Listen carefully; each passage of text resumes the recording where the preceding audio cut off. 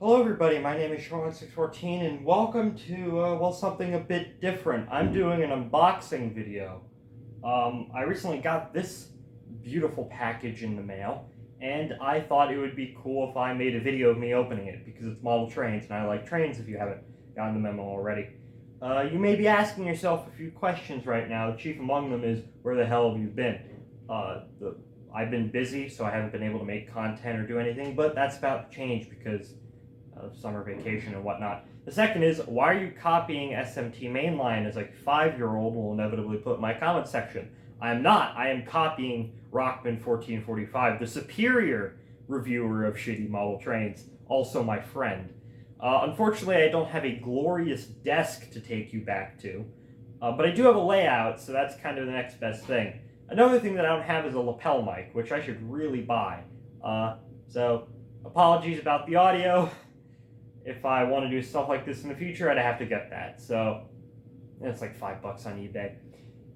Anyways, I'm going to take you down to the layout here, and we're going to open this beautiful box. So let's go. Alright, it's now time to open the box. Now, I realize that I only really have one chance at doing this, so if I mess up the recording, I'm kind of screwed. Right now there is somebody upstairs, but we're just gonna have to deal with it. I got my trusty husky knife, one of a jillion knives I just have lying around my house. So we're gonna begin by opening this. Now on the other side is all my information, so this is why I'm opening it from the bottom.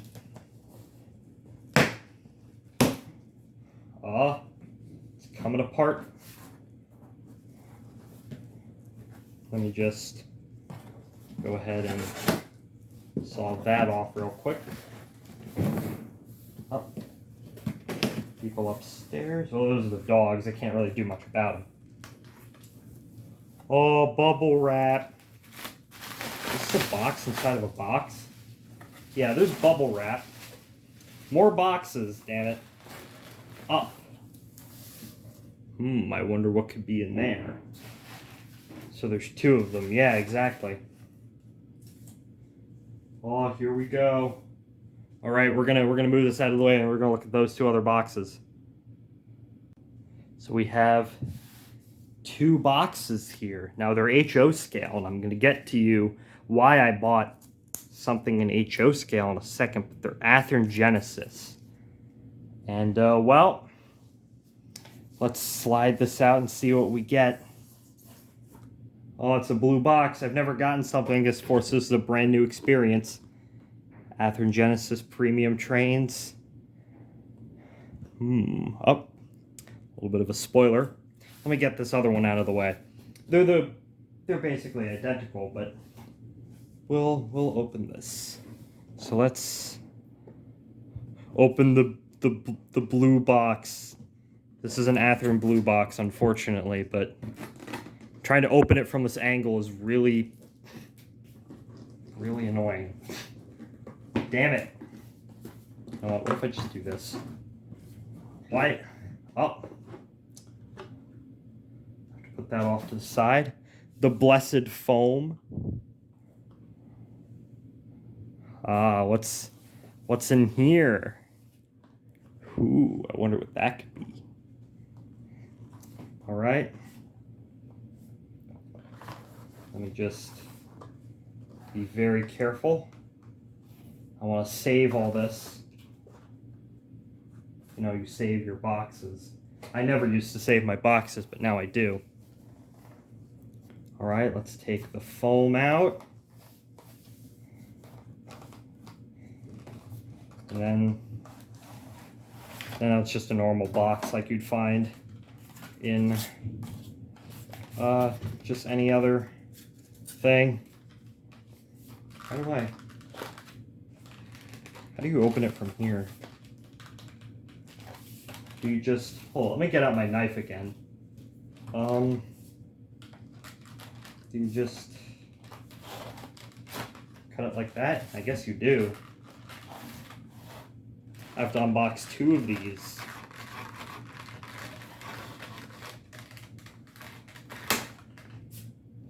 So yeah, let me just take this out.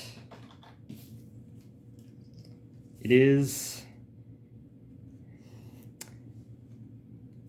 a model. Someone is trying to call me. I wonder what railroad. It's looking pretty interesting. Here we are. And there it is. The first of two, actually. My Southern Pacific Santa Fe SPSF SD45. And there it is in all of its beauty. This is an amazing model. No, these are, I think these are the Santa Fe ones. Well, a bit of, I guess I can go into a bit of backstory in case you don't know. In the 1980s, the Southern Pacific and the Santa Fe Railroad, they wanted to merge. Railroads, they wanted to merge, and this was the, I don't want to get too much into it, but this was the proposed paint scheme that they would have had. This is a beautiful model. This is DCC ready. I don't have it in DCC because of budgetary reasons. But all right, let's put that down. Let me just clean up real quick, and then we'll unpackage the other one. All right, with our first locomotive down, it's now time for the other one. These are both identical, except for the number. That one's 2721, and this is 2719.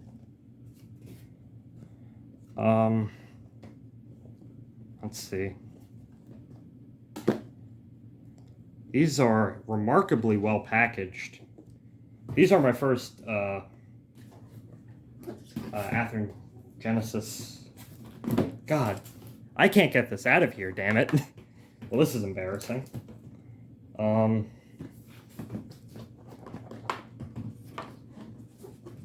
it, Athearn, why do you have to pack your stuff so well?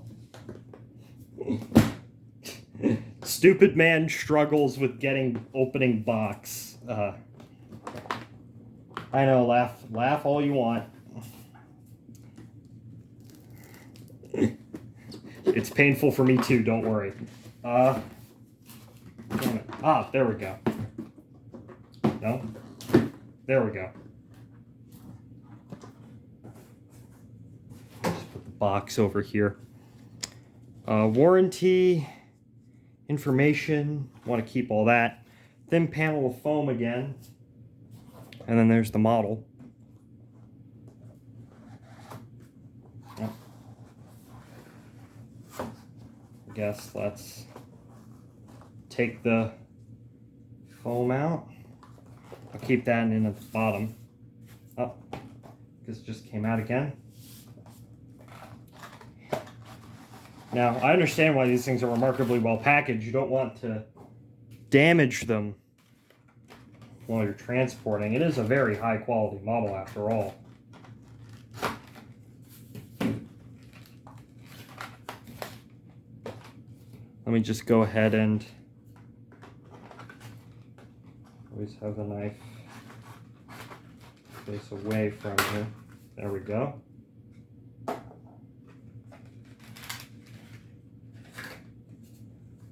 Just take it out, place that over there. There are these little foam panels to prevent the railing from being warped. But other than that, here's our second one. 2719. Let's put them side by side. And well, I will zoom in on them. So I hinted earlier about the story behind these models, and I'll get to why I bought them in a second. So the story behind these two specific models is, if you don't know, in the 1980s, the Southern Pacific Railroad and the Atchison, Topeka, and Santa Fe Railway attempted a merger. Now, that might seem odd on the face of it, however, there was a very good reason behind it. And at that time, The rivals of these two railroads were the Union Pacific and the Burlington Northern, and they started merging with other railroads. And BN and UP got to the point where they got so big that the Southern Pacific and the Santa Fe felt very threatened by this, and they decided that in order to form a third large Western system to compete against those two, that they would need to merge. So, in 1983, they sent the application into the Interstate Commerce Commission, the government agency which would decide whether or not the merger would be approved or not. However, they were so confident that they actually started painting locomotives in the paint scheme of the merged railroad before they ever actually got approval. Now, what they would do is, if it was a Southern Pacific locomotive, they would put in SP, and if it was a Santa Fe locomotive, they'd put in SF. And the idea is, once the merger was approved, they would just fill in the other letters to have full SPSF. Now, only a handful of locomotives were actually repainted in full SPSF paint scheme lettering at all. Something around, I can't remember the exact number, it was something around 500 locomotives were actually repainted in this scheme with either the SP or the SF lettering. But these two locomotives, they're both Santa Fe locomotives, 7291 and 7221, were actually repainted in full SPSF paint scheme, and there should be a picture that comes up on screen now. And the reason for this is, as I said, they were incredibly confident that this merger would get approval, because up until that point, the ICC hadn't denied a merger in 20 years, so why deny this one? So what they did is they painted up these two locomotives in full SPSF, and the idea is, once the merger was approved by the ICC, the new railroad would send out a bunch of press photos and whatnot of these two locomotives. The ICC did not approve the merger, mainly due it would create a monopoly in a lot of areas, such as New Mexico and Arizona, and something like 70% of California would be under the control of SPSF. There's a great video that'll link in the description about the merger. So these two locomotives, which just sat in the Santa Fe's, I think, San Bernardino shops, I honestly can't remember. They were basically locomotives for a railroad that would never exist. And there were also hundreds of other locomotives painted up in this scheme that were basically for a railroad that would never exist. So SPSF began to be mockingly referred to as "shouldn't paint so fast."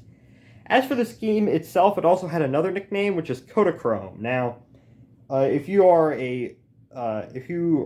know a lot about railroad and railroading photography of this era, or maybe if you were around during this era, you know about the Kodachrome film packaging, which the majority of rail fans used Kodachrome film for their pictures, and the packaging was in this same red, yellow, and black scheme, basically. So that it became nicknamed as Kodachrome.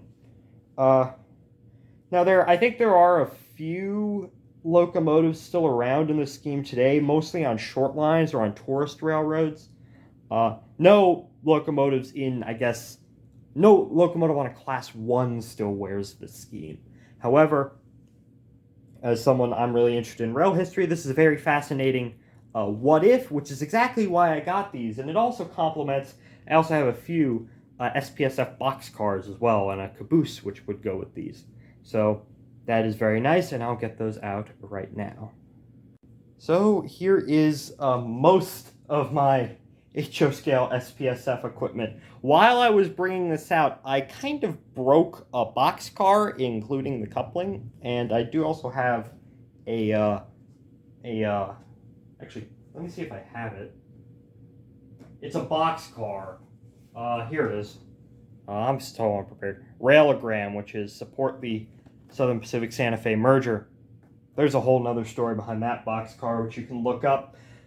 But the main reason why I bought all this HO scale stuff is, model railroad clubs. I want to join a model railroad club, but I haven't really had the opportunity to.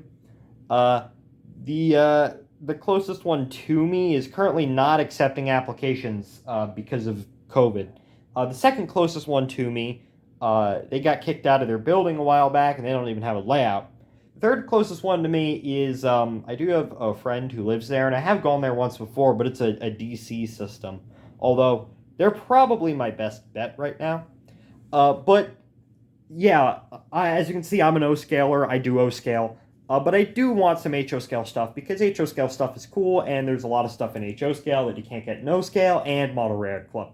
Now, these locomotives, they are... Let me just bring one out. They are DCC ready. I didn't get them with DCC for two reasons. First is my budget really didn't allow it. Now, I could have gotten a locomotive with DCC, but that would only really allow me to get one, and two locomotives are better than one. And number two, I really don't need DCC right now because the only club that I could potentially go to right now is a DC club. Has a weird old DC system, how they operate. So I really don't need it right now. So overall, these models, I really like these. This is, let me just move one out of the way so we can take a closer look. Don't hit the boxcar. I really like these models. I hope, I do really like all these fantasy schemes and all these proposed schemes and whatnot. I know that there is a Gulfmobile in Ohio, what's it called? SD70, I think, or floating about there somewhere. So that's something I might want to pick up. I do know that they are offering an FP45 in full SPSF, which that might be something that I might want to pick up at a later date. And if I ever do model HO scale, I will certainly be modeling the rare that never was, SPSF. Anyways, thank you all for watching. I hope you liked this video, and if you want to see more, well, tell me. Hopefully I'll get a lapel mic soon so I can actually record more of these videos. And, well, thank you all for watching. I'll see you in the next one, and, well, shouldn't paint so fast. Goodbye, everybody.